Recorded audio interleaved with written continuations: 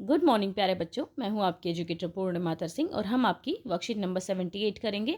इसमें हम हिस्ट्री का चैप्टर नंबर 3 पढ़ रहे हैं, नेशनलिज्म इन इंडिया। तो पिछली वर्कशीट में हमने देखा था कि गांधी जी इरविन के सामने, जो वायसराय इरविन थे, उनके सामने क्या करते हैं, 11 डिमांड्स रखते हैं। ठीक है, तो इरविन वो डिमांड्स मानने से मना कर देते हैं, विलिंग नहीं होते हैं डिमांड्स को, और वो उनको 11 मार्च तक का जो है टाइम भी देते हैं। फिर 12 मार्च को गांधी जी जो हैं अपना सिविल डिसोबीडियंस मूवमेंट लॉन्च कर देते हैं साल्ट मार्च के थ्रू।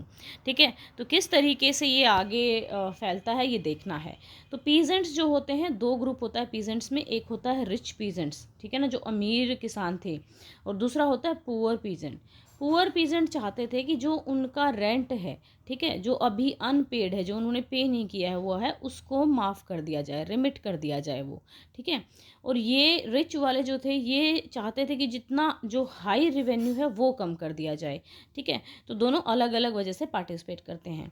फिर business class and working class. Business class में क्या रहता है कि जब वर्ल्ड वॉर 1 हुआ था ना, तो अपने देश में बहुत सारी चीज़ें बनने लगी थी, क्योंकि सप्लाई जो थी दूसरे देशों से लाने के बजाय अपने देश से होने लगी थी। उसके बाद जब वर्ल्ड वॉर 1 ख़त्म हुआ तो ब्रिटिशर्स ने बहुत सारी ट्रेड रिस्ट्रिक्शंस लगा दी, तो जिससे बिजनेसमैन्स का जो बिज़नेस था वो अफेक्ट हो रहा था, और ऊपर से उनकी जो गुड्स थी, उनकी जो चीज़ें थी, वो इम्पोर्टेड वस्तुओं के साथ compete नहीं कर पा रही थी। तो इसीलिए बिज़नेस क्लास ने पार्टिसिपेट किया था। उसके बाद जो इंडस्ट्रियल वर्कर थे उन्होंने पार्टिसिपेट नहीं किया। Working class did not participate in the civil disobedience movement in a large number except the Nagpur region. यानी कि बहुत बड़े नंबर में ये जो वर्किंग क्लास थी इसने पार्टिसिपेट नहीं किया, वर्किंग क्लास ने। ठीक है, लेकिन नागपुर में जो है ये पार्टिसिपेट किया गया था। तो अब यहाँ पे वुमेंस ने भी काफ़ी पार्टिसिपेशन था, वुमेंस का भी इस मूवमेंट में, और लेकिन फिर भी इस मूवमेंट में तो काफ़ी ज़्यादा पार्टिसिपेशन था, और साल्ट मार्च में भी गई थी, धरने भी दिए थे। लेकिन स्टिल इसके बाद भी, पब्लिक प्रेजेंस के बाद भी, वुमेंस की जो छवि थी या वुमेंस की जो इमेज थी उस पर कोई खासा फ़र्क नहीं पड़ा था। गांधी जी ने खुद ये कहा था कि भाई जो वुमेन की ड्यूटी है वो चूल्हे चौके को संभालना, घर में रहना, अच्छी माँ बनना, अच्छी बीवी बनना है। ठीक है, इवन आफ्टर लॉन्ग टाइम भी कांग्रेस में उनको कोई प्रोमिनेंट पोजीशन नहीं दी गई थी। तो चलिए इसके क्वेश्चन आंसर्स करते हैं। How was the participation of a different social group in the civil disobedience movement. ठीक है, पार्टिसिपेशन कैसा था। Poor peasant joined the struggle because they wanted the unpaid rent to be remitted. Unpaid rent को वो क्या करना चाहते थे, मतलब माफ़ करवाना चाहते थे। रिच बिजनेसमैन, अपने ट्रेड का जो रिस्ट्रिक्शन उन पे लगा दी गई थी उसके लिए उन्होंने पार्टिसिपेट किया था, उसके अगेंस्ट।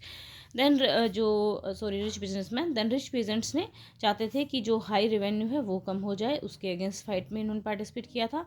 वुमेंस ने एक्टिवली पार्टिसिपेट किया था। ठीक है, गांधी जी की कॉल को बड़ा ही सीरियसली लिया था। तो ये हमने देखा कि उनको रिच पीजेंट देखा, बिजनेसमैन देखा, पुअर पीजेंट देखा, वुमेन देखा। नाउ हम करेंगे mention the participation of a women in civil disobedience movement. उन्होंने सिविल डिसोबीडियंस मूवमेंट में कैसे पार्टिसिपेट किया, क्या उनके पब्लिक रोल ने कोई चेंज लेकर आया उनकी पोजीशन में।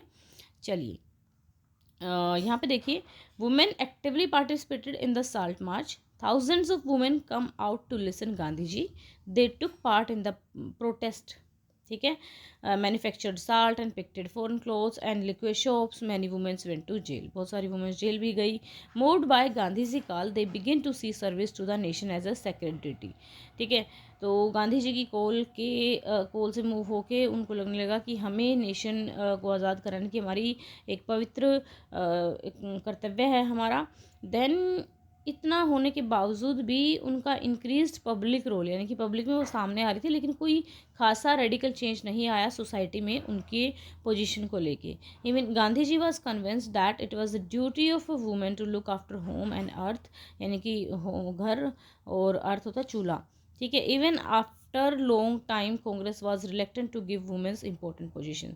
तो बच्चा ये थी आपकी आज की वर्कशीट। आई होप सो अच्छे से समझ में आ गई होगी। अगर वीडियो अच्छी लगी तो वीडियो को लाइक करना, चैनल को सब्सक्राइब करना। Thank you, have a nice day, may God bless you, bye bye.